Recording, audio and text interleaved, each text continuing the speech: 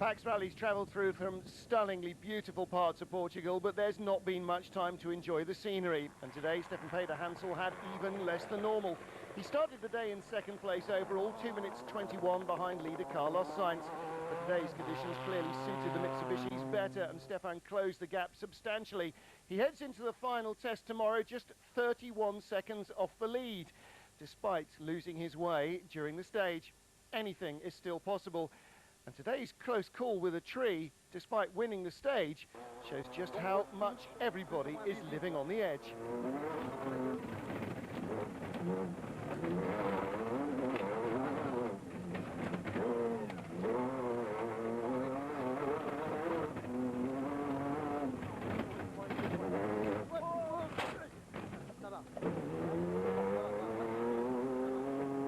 Le marquage sera enlevé.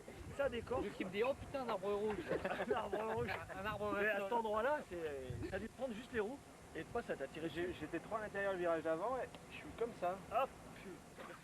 On pêche un petit peu avec la puissance. We had a bit of drama with the power compared to the Volkswagen, so sometimes we just have to really push hard and take risks, otherwise we lose a lot of time. So we try and go faster in the technical sections, and today we hit a tree and broke the windscreen. Well, he escaped by the skin of his teeth with that one. Fastest on today's stage, Stefan Peter Hansel, and giving chase was Luke Alphon. Yesterday he struggled to post top 6 times, but today's special clearly helped him a great deal. He's in a strong battle for 3rd place. Nasser Al-Attiyah was 3rd quickest on the stage, flying again in the BMW, 8 minutes faster than Juan Roma, and as a result he's moved up to 5th place overall at the expense of the Spaniard. Janil de Villiers a little over 3 minutes ahead, but better watch out for the BMW on the final stage.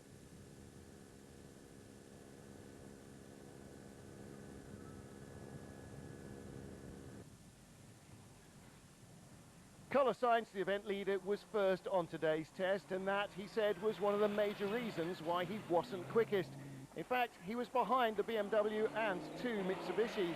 Uncatchable yesterday, but today, sweeping the loose dust from the surface, he was leaving much better grip for his rivals than he was enjoying himself. Slight damage to the car afterwards was testament to how hard he was trying, and he won't give this one up without a fight. But he just has 31 seconds in hand, so today was really tough. We opened the road, the surface was very soft on top, and pretty hard underneath. But the car was okay. 30 secondes.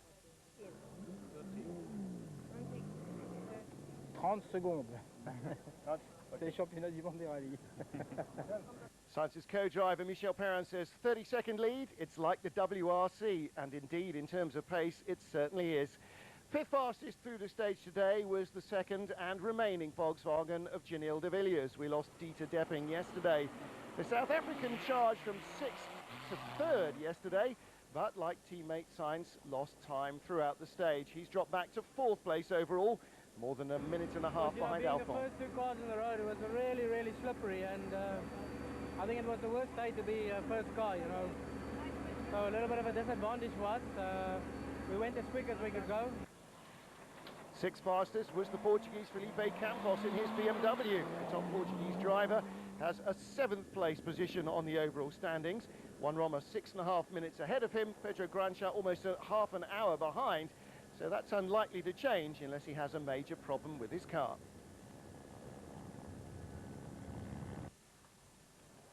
Right behind him on today's speeds, Orlando Terranova. The Argentine might have started the day in 30th after a disappointing beginning to the event, but there's certainly nothing wrong with his pace.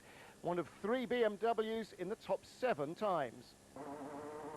And behind him, Juan Roma. Last night, Nani was in 5th overall, but a low-speed roll on a spectator area on the stage dropped him to 6th behind Nasser Al-Attiyah. There was little real damage, but it took the crowd a few minutes to heave the car back onto its wheels, allowing it to continue.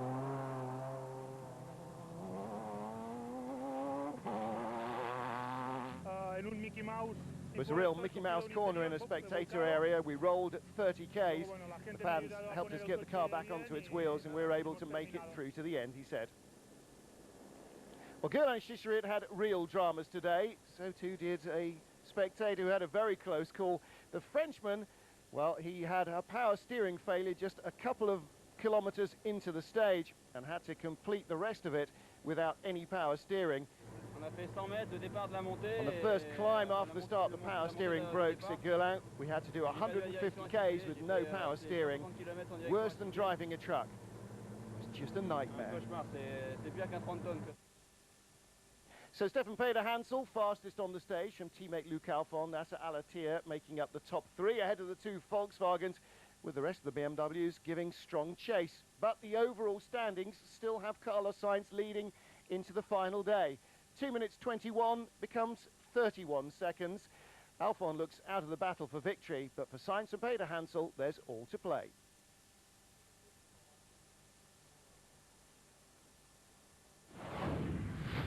And their playground, tomorrow's final stage, is a short one.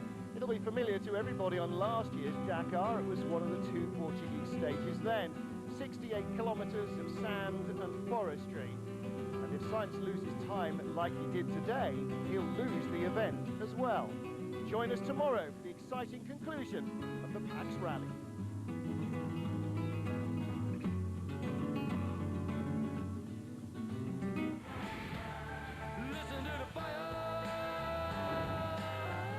Mechanics often work into the fire. Listen to the fire.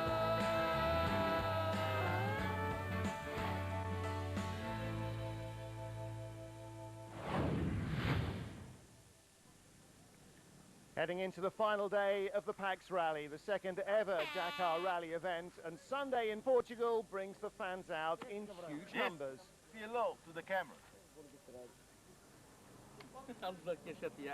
Some of them have gone to great lengths to ensure a great view.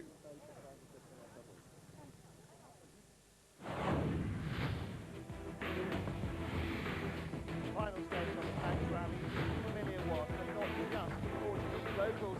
Everyone who counted it on last year's Dakar. It may be 65 kilometres long, it's fast, twisty and sandy. Could get me